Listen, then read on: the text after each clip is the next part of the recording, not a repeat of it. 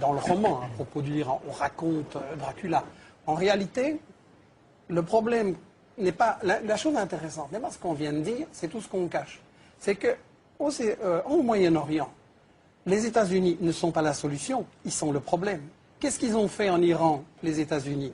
Il y avait un Premier ministre qui a démocratiquement dit un jour, 53, le pétrole, tout va dans les poches des multinationales, il faudrait quand même que ça profite un petit peu à mon peuple aussi. Qu'est-ce que les États-Unis ont fait? Coup d'État renversé. C'était Mossadegh. Voilà, c'était Mossadegh, exactement. Et à la place, on a installé la dictature militaire du Shah d'Iran. La police politique, la SAVAK, a torturé, emprisonné, assassiné des dizaines de milliers de gens. Ça, c'est la démocratie des États-Unis en Iran. Maintenant, on nous dit, oui, mais l'Iran a des armes de destruction massive. On nous a déjà fait le coup, on sait ce que ça vaut, mais on recommence, parce qu'on n'a pas 36 prétextes. Donc, l'Iran pourrait développer l'arme nucléaire. Bien, mais Israël a 150 têtes nucléaires. Ça, c'est les bonnes bombes, peut-être. Donc, l'Israël, qui est l'État le plus raciste au monde, qui a chassé les Palestiniens de leurs terres, qui viole toutes les résolutions des Nations Unies, l'Israël... Non mais qu'est-ce qui se passe en Iran aujourd'hui? Non mais enfin vous dites n'importe quoi. Est-ce que je vous ai interrompu? Vous expliquez qu'il y avait à SAVAK... envers les spectateurs... Non mais enfin... Terminé, Michel Collomb. On ne peut pas laisser passer des énormités pareilles. Non, mais vous avez dit des énormités, mais j'ai été poli, j'ai laissé les spectateurs vous entendre. Oui. En essayant de m'interrompre, vous donnez l'impression que vous avez peur de ce que je vais dire. Laissez-moi aller jusqu'au bout. Je vous assure que je suis très calme là-dessus. Laissez-moi aller jusqu'au bout, alors. Par politesse envers les spectateurs. Allez-y. Non, enfin, que la SAVAK n'existe plus, c'est quand même un peu énorme. Bafoue les résolutions de l'ONU depuis toujours, a chassé les Palestiniens de leurs terres. Ils ne s'en sortent que grâce au veto des États-Unis chaque fois, sinon c'est la condamnation internationale. Le problème ne va pas être résolu par les États-Unis et Israël, c'est eux le problème. On ne peut pas avoir une paix au Moyen-Orient tant qu'on a un État colonialiste qui place les Palestiniens dans des camps de concentration. Il n'y aura pas de paix sans la justice. C'est aussi simple que ça. Cancel. Pour un petit rappel, la situation de l'Iran et des bases américaines qui l'entourent, c'était dans le dessous des cartes, l'émission de Jean-Christophe Victor. Je vous invite justement à regarder la carte. Depuis novembre 2001, avec la traque des réseaux Al-Qaïda, le pays constate l'installation de facilités militaires américaines au Tadjikistan, au Kirghizistan et en Ouzbékistan. Elle complète au sud les bases américaines dans le Golfe. À l'est, en Afghanistan, l'Iran est maintenant débarrassé du régime taliban qu'il a toujours combattu, mais ce pays est toujours aussi pauvre, toujours aussi instable, et il y a maintenant à Kaboul un gouvernement central mis en place par les États-Unis. Au sud-est, le Pakistan, également instable, est totalement écartelé entre les choix de politique extérieure du gouvernement, apparemment pro-américain, et les adhésions profondes de la société pakistanaise, musulmane et anti-américaine. Enfin, à l'ouest, évidemment, l'Irak. Avec la fin de la dictature de Saddam Hussein, le régime de Bagdad cesse d'être menaçant pour l'Iran. Mais s'installe à la place un régime, là aussi favorable aux intérêts américains, et qui permettra à terme la présence de bases militaires américaines. Donc notre carte le montre bien, l'Iran est encerclé par des pays désormais proches des intérêts américains. Herbert, vous vouliez ajouter quelque chose sur l'image de l'Iran encerclé par les bases américaines? En fait, c'est encerclé. Vous voyez la carte. Il y a deux armées, grandes armées américaines à la frontière. Et c'est Bush qui a menacé beaucoup de fois l'Iran. C'est en fait les États-Unis peuvent attaquer l'Iran. Il y a, comment dirais-je, une paranoïa de la part des Iraniens. Justement, paranoïa de la part des Iraniens qui ferait suite aux menaces nombreuses des Américains. On se souvient que les Américains avaient d'ores et déjà menacé l'Irak avant de l'envahir. On a entendu George Bush avant-hier, dans son discours de sortie, comme on les appelle, reconnaître une erreur. Ce serait d'avoir cru le renseignement en 2003. On va écouter tout de suite George Bush se confessant. The biggest regret of all the presidency has to have been the intelligence failure in Iraq. A lot of people put their reputations on the line and said, the weapons of mass destruction is a reason to remove Saddam Hussein. It wasn't just people in my administration, and that's not a do-over. But I wish the intelligence had been different, I guess. Vous y croyez, George Bush, Non, victime du renseignement américain, vous qui avez été chef de la CIA? Il ment 100%. Parce que j'étais chef de renseignement de la CIA. Jusqu'en 1995, vous ne l'étiez plus. Il n'y a pas de renseignement. Ouais. Et il y a un type qui est venu en Jordanie qui a dit, c'est Saddam Hussein qui a détruit tous les armes nucléaires et tout. Il ment. Michel Collomb? Oui, Bush a menti effectivement avant la guerre, pendant la guerre et maintenant aussi. Il prétend qu'il a été trompé par les services de renseignement. En réalité, il y a toute une série de témoignages qui disent qu'ils ont obligé à déposer de faux rapports avec des chantages, avec des pressions, avec des déformations. Bush voulait cette guerre qui avait été décidée depuis longtemps pour contrôler les pétroles et il a obligé les services de renseignement à déposer de faux rapports. Donc, quand on dit que les États-Unis viennent au Moyen-Orient parce qu'on les invite, je ne sais pas si le régime saoudien ou le régime koweïtien a tellement d'indépendance qu'il pourrait décider, tiens, invitons les États-Unis. Soyons sérieux, c'est des marionnettes. Et donc, quand les États-Unis disent « invitez-nous », ben ça se passe. Le problème avec les États-Unis au Moyen-Orient, c'est qu'Israël sert de flic dans la région, sert de gendarme, parce que les États-Unis ont décidé que le pétrole, ça leur appartenait, que le pétrole du Moyen-Orient, ce n'est pas aux peuples arabes pour se développer, pour éliminer la pauvreté, c'est pour les multinationales comme Exxon, qui a fait l'an dernier seulement 40 milliards de dollars de bénéfices. C'est pas assez, donc il faut contrôler le pétrole partout dans le monde entier. Et si on me dit que non, c'est un problème différent au Moyen-Orient, il faut remarquer que les États-Unis veulent contrôler le pétrole partout dans le monde. Chavez, on a essayé de faire un coup d'État et de l'assassiner parce qu'il voulait aussi utiliser l'argent du pétrole pour éliminer la pauvreté. On a essayé le même coup avec Evo Morales en Bolivie. Maintenant, en Afrique, dès qu'on découvre du pétrole, après 5 minutes, les États-Unis sont là et disent « il nous faut une base militaire, on va envoyer la flotte, etc. » Le problème, c'est que les États-Unis ont décidé que le pétrole, ça leur appartient partout dans le monde et qu'ils veulent le contrôler partout. Un, pour les bénéfices énormes que ça rapporte, et deux, comme moyen de chantage, pour faire le chantage sur l'Europe, sur le Japon, sur la Chine, sur l'Inde, sur toutes les autres puissances, pour ainsi les bloquer avec le chantage énergétique. Donc Israël, il sert juste de flic dans cette stratégie-là. Il est très généreux parce qu'en réalité, les États-Unis ont essayé d'empêcher l'approvisionnement de la Chine en pétrole et en gaz et de contrôler le pétrole et le gaz de la mer Caspienne et de l'Asie centrale. Et donc, contre la domination des États-Unis sur le pétrole dans le monde entier, parce que ce ne sont pas des guerres de religion, ce sont des guerres économiques, ce sont des guerres pour le fric, il faut le dire. Contre cette domination, il y a maintenant en Asie un phénomène nouveau et important, c'est que la Russie, la Chine et une série de républiques d'Asie centrale se sont unies dans l'organisation de la coopération de Shanghai, qui est un phénomène très très important, avec l'Inde, l'Iran, etc., le Pakistan, je crois, comme observateurs. C'est-à-dire que l'Asie en a marre que les États-Unis prétendent dominer partout où ils sont et prétendent dire ce qu'ils doivent faire. L'Asie veut se développer de façon autonome et par une façon indépendante des États-Unis.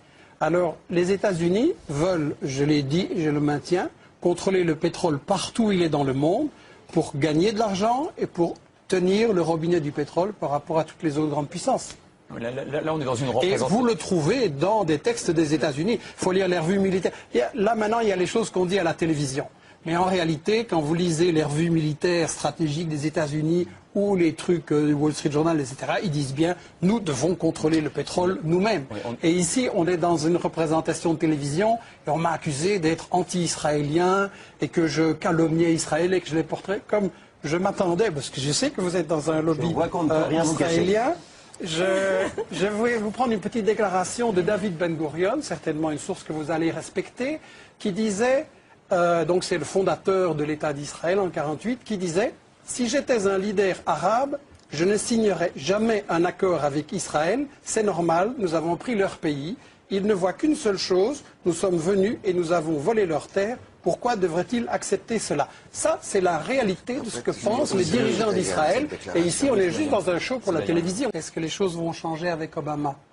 Je pense qu'il faut être nuancé et qu'il y a un aspect positif. Moi, je reçois énormément de questions sur mon site internet. Obama suscite beaucoup d'espoir. Et l'aspect positif, je pense, c'est que ça n'est pas du tout sans valeur qu'aux États-Unis, avec toute leur histoire raciste, un noir ait été élu à la présidence. C'est une avancée, c'est important. Aussi positif, Obama a été élu parce qu'il a proposé un changement, il est apparu en tout cas comme refusant Bush et le militarisme et la guerre et tout ça. Donc ça, je trouve extrêmement positif. Le problème, c'est que avant que les gens votent pour Obama, Wall Street avait voté pour Obama. C'est-à-dire que vous savez qu'aux États-Unis, les multinationales mettent de l'argent sur les candidats régulièrement. Pour être élu président des États-Unis, il faut recevoir des centaines de millions de dollars. La campagne électorale coûte horriblement cher. Ce n'est pas vraiment démocratique d'ailleurs comme système politique. Et il faut se demander à qui les multinationales ont donné le plus d'argent. Pas à McCain, pas à Clinton, à Obama. Donc le problème, c'est que les gens maintenant, avec la crise, ils ont voté Obama pour qu'on les sauve des banques. Le problème, c'est que les banques aussi ont voté Obama. Alors je pense que dans la question israélienne, mais vous avez raison de dire qu'Obama a raconté toute une série de choses pendant sa campagne électorale pour se faire élire, que maintenant il dit le contraire. Et là, il va falloir tester. Obama a choisi comme vice-président un sioniste acharné, comme secrétaire général de la Maison-Blanche également un sioniste acharné. Il a dit que Jérusalem, ça devait être la capitale d'Israël. Or, Jérusalem est une capitale volée. Il a proposé de donner 30 milliards de dollars d'aide militaire en plus à Israël. Je voudrais simplement dire à Obama, il y a 40 millions de gens sous le seuil de pauvreté aux États-Unis. Est-ce que ces milliards de dollars ne seraient pas mieux utilisés là? Il y a un énorme problème social aux États-Unis et je pense que malheureusement, d'abord le problème c'est que le pouvoir n'est pas à la Maison-Blanche. Le pouvoir, il est dans les multinationales qui décident cette stratégie et qui décident qui sera président. Et je crois sincèrement qu'on va avoir, ils ont maintenant, comme je l'ai dit au début et comme M. Baird l'a souligné, ils ont un grand problème, c'est que la méthode Bush, on passe en force, on fait la guerre à tout le monde, ça a échoué. Ça n'a provoqué que de plus en plus d'indignation, de résistance dans le monde. En plus, les États-Unis sont une puissance économiquement en faillite. Il y a eu la crise immobilière, s'annonce la crise des cartes de crédit. Donc, il va y avoir En fait, c'est une économie en faillite. Comment voulez-vous continuer à faire la guerre partout dans le monde quand vous n'avez pas une économie qui peut la payer? Donc, maintenant, ils sont vraiment dans un désarroi à hésiter entre les tactiques on va jusqu'au bout, on fait la guerre à fond et en avant, ou des tactiques plus intelligentes, comme on a entendu cette version-là, pour essayer de maintenir la domination des États-Unis sur le monde. Moi, je voudrais simplement dire, les États-Unis n'ont pas à dominer le monde. Il ne faut pas se poser la question quelle est la meilleure manière de rester les maîtres du monde. Le monde, simplement, il est en train d'évoluer. Il n'est plus unipolaire avec une grande puissance. Il est multipolaire. La Chine monte en puissance. La Russie a cessé de se mettre à genoux devant les États-Unis. Le Brésil, l'Inde, etc. sont aussi des puissances qui essayent de monter. L'Amérique latine essaye de se libérer. Ça, c'est un monde multipolaire. Je ne dis pas que c'est un miracle. La question riche-pauvre va rester là-dedans. Il restera plein de problèmes. Mais à mon avis, c'est mieux pour résoudre les problèmes du monde, qu'il n'y ait plus un gendarme du monde qui, chaque fois qu'il y a un pays qui veut mener une politique indépendante, vient militairement l'attaquer. Sur l'Irak, que va-t-il advenir de l'Irak une fois que les Américains seront partis? Ils ont annoncé leur départ pendant 3 ans. Déjà, George Bush l'avait annoncé. Robert Baird, l'Irak, qu'est-ce que ça deviendra? Soit la partition du pays ou une guerre civile, les chiites, les Kurdes et les sunnites. Soit une guerre civile. Soit devenir une puissance dans l'orbite de l'Iran Oui, aussi. l'Irak est fini. De toute façon. Une telle dimension d'imprévisibilité, d'un côté, on peut considérer que la baisse de la violence en Irak est due au fait que la politique américaine est en train de l'emporter, et ça a des aspects tout à fait vrais. De l'autre côté, on peut dire que les acteurs réels de la scène irakienne se mettent en position en attendant que les Américains s'en aillent pour se confronter dans la bataille définitive. Ce qui est quand même marquant dans l'histoire longue de l'Irak au XXe siècle, c'est qu'il a existé des forces centralisatrices qui ont imposé au reste du pays leur domination. Et apparemment, quand même, il est en train de se reconstituer maintenant une force centralisatrice en Irak. Alors, probablement les Kurdes en seront victimes à moyen terme, surtout que les voisins turcs et iraniens ne demandent que ça, c'est qu'on arrête l'autonomie kurde. Et on peut penser aussi qu'un pouvoir chiite, mais relativement indépendant de l'Iran, peut se mettre en place en Irak. Avec, je pense, dans les prochaines années, l'avènement, mais là ce n'est qu'un pronostic géopolitique d'un Kurdistan non plus seulement autonome mais indépendant, avec sans aucun doute des heurts extrêmement graves et violents qui ont déjà commencé d'ailleurs avec la Turquie mais également l'Iran, surtout la Turquie, mais je pense qu'on néglige la puissance revendicatrice et nationaliste des Kurdes qui sont plusieurs millions en Irak, qui sont une trentaine de millions dans le monde entier étalés sur 5 pays différents et je pense réellement qu'on verra l'avènement de cette indépendance kurde. Michel Collomb, sur l'Irak elle-même Écoutez, quand je suis allé, au moment où Bush a commencé à menacer l'Irak en 2002, j'ai présidé une mission internationale qui a séjourné en Irak pendant 2 semaines. Tout le monde sentait que la guerre allait arriver. Et j'ai eu l'occasion de discuter avec beaucoup de gens, aussi bien des gens pour Saddam Hussein, parce que c'était une partie importante de la population, que des gens qui étaient contre lui. Et des deux côtés, on m'a dit, les Américains, puisqu'ils disent les Américains pour désigner les États-Unis, les Américains, ils peuvent entrer, mais ils ne sauront jamais comment sortir. Et je pense que ça illustre qu'en réalité, les problèmes, on a posé ce soir, on a beaucoup discuté sur beaucoup de problèmes tactiques et stratégiques, qu'est-ce qu'il faut faire. On a chanté les louanges d'Israël. J'aurais aimé qu'un Palestinien puisse venir apporter, rétablir la vérité historique par rapport à tout ça. Mais je pense qu'on reste toujours, on essaye de cacher qu'il s'agit de guerre économique. On nous dit, ah, c'est pour la démocratie, c'est contre les armes de destruction massive, etc. Je regrette.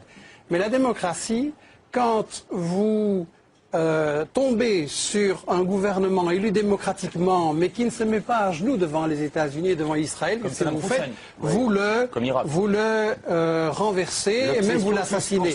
Vous l'avez fait au Congo en assassinant Lumumba, en remplaçant par Mobutu. Les États-Unis, etc. Vous l'avez fait au Chili, en volant le cuivre, en assassinant Allende, en le remplaçant par Pinochet. Les États-Unis ont placé les États-Unis. C'est qui vous ? Mais on n'est pas américain. Non, c'est qui vous ? Écoutez, on n'est pas au commissariat. Je n'ai pas à répondre à vos questions. Non, mais c'est pour comprendre. Je m'adresse aux spectateurs. Vous défendez les États-Unis, je les critique. Chaque fois que je parle, vous m'interrompez. Ça vous gêne que je m'exprime ici ? Pas du tout, ça m'amuse. Ça m'amuse. Si vous plaît de ne pas m'interrompre. Vous êtes un exemple emblématique de l'obsession anti-israélienne et anti-américaine. Vous êtes un exemple emblématique du racisme d'Israël. Non plus. Et voilà, avec ça, on n'en sort pas. Je suis d'accord avec le racisme d'Israël, mais je suis pas d'accord avec la politique israélienne, ça c'est sûr. C'est une tactique classique de débat télévisé. On jette une peau de banane pour que l'autre ne puisse pas aller jusqu'au bout. Vous le faites vous-même très bien. Qu'on ne puisse pas aller jusqu'au bout et que les gens ne puissent pas entendre ce que j'ai à dire. Je voudrais simplement dire que vous avez éliminé une série de gouvernements démocratiquement élus parce qu'ils ne vous plaisaient pas et qu'ils ne se mettaient pas à genoux devant vous. Dans chaque pays d'Amérique latine, vous avez fait un coup d'État militaire dans chaque pays d'Amérique latine.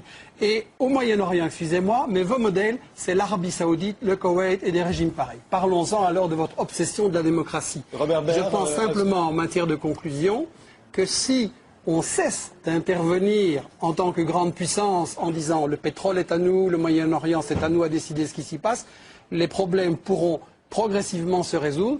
Le malheur de l'Irak, c'est que la stratégie a été d'abord d'envahir de façon assez stupide, comme Bush qui n'avait pas pensé à ce qui allait se passer après, et ensuite, quand ils se sont rendus compte que ça ne marchait pas, ils ont dit délibérément, on pouvait le lire dans les revues militaires des États-Unis, il nous faut diviser l'Irak en 3, comme on l'a fait en Yougoslavie, provoquer une guerre civile entre les gens, et ça va être la manière de maintenir notre domination sur la région. Mais ça c'est inacceptable.